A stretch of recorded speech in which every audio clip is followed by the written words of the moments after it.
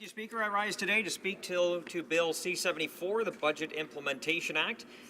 Speaker, the Prime Minister has introduced this omnibus budget bill that spends money we do not have on things we do not need and piles on debt upon debt and taxes to pay for it. This Liberal government, Speaker, continues to spend while Canadian taxpayers foot the bill and Canadian businesses flee to the United States. The Trudeau government, Speaker, has increased spending by 20% or $60 billion in its first 3 years, and there is no evidence that it created any growth in the Canadian economy. Despite this record spending, Canada is headed for a slowdown. Private sector forecasts show growth of 2% in 2018 and 1.6% in 2019. Speaker, Budget 2016 promised that spending would raise the level of GDP by 0.5% in 2016-17 and by 1.0% in 2017-18. Well, Speaker, the Parliamentary Budget Officer has estimated that infrastructure spending actually contributed a tiny 0.1% to GDP growth in both years. Speaker, at a time when this government has to buy a pipeline nobody wanted to sell and nobody wanted to buy in order to cover their own failed energy policy, at a time when we can't seem to get agreements with our largest trading partner on softwood lumber, on steel and aluminum, on the North American Free Trade Agreement, at a time when investor confidence in Canada has hit rock bottom, at a time when our country has $1 trillion of market debt, a debt upon which the Government of Canada pays interest. This Liberal government plans on installing a job-killing carbon tax. 200 pages, Mr. Speaker, nearly 200 pages of Bill C-74 is dedicated to this complicated and costly new carbon tax.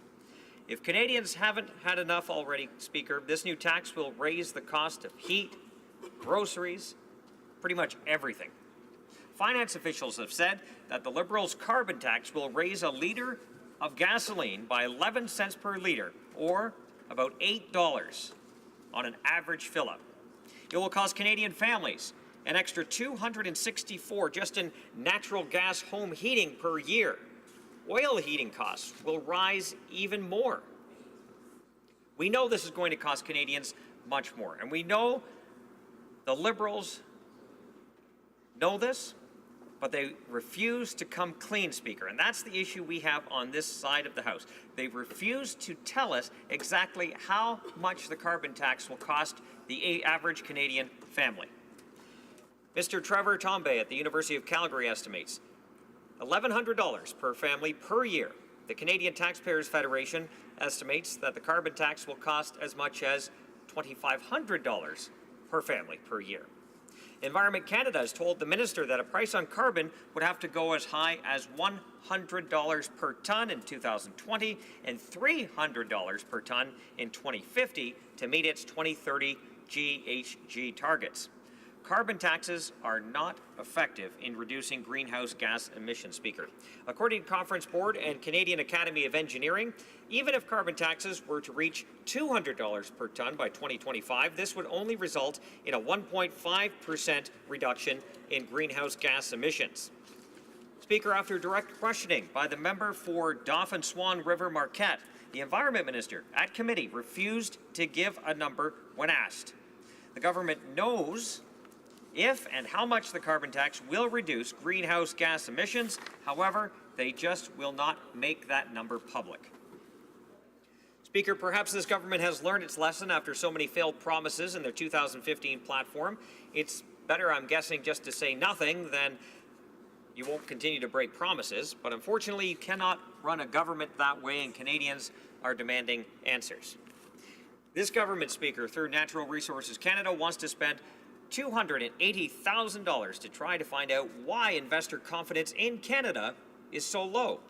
Now, before Canadians from coast to coast to coast pick up that phone to call the minister in hopes of landing that $280,000 contract, the closing date was April 19th. It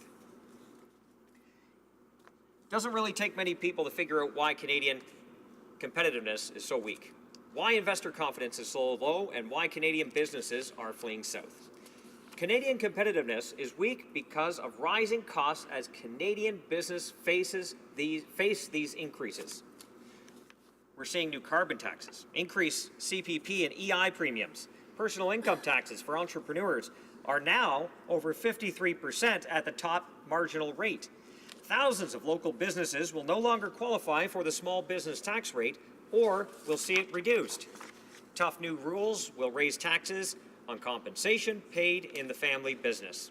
According to Jack Mintz, Canadian businesses are facing a competitive tsunami that could wallop jobs and investment, as U.S. tax reform and the reduction in the corporate rate from 35% to 21% will make Canada less competitive and increase the appeal of moving to the United States. Budget 2018, Speaker, offered nothing to Canadian businesses. The UK, the US, France have all embarked on major tax reforms, simplifying the tax code and lowering overall tax rates. Canada is moving in the complete opposite direction with more taxes and more regulation. Investor confidence has fallen by 5% or $12.7 billion since 2015. During the same period, business investments in the United States increased by 9%, an additional $198 billion of investment and spending. Foreign direct investment into Canada plummeted by 42% in 2016 and then further 27% in 2017. The natural resources sector is being hit particularly hard as regulation is discouraging investment. The pipeline shortage means that Canada's oil and gas companies receive lower prices for oil, approximately $24 less per barrel, because they are forced to ship to a part of the United States that is gutted with oil and gas.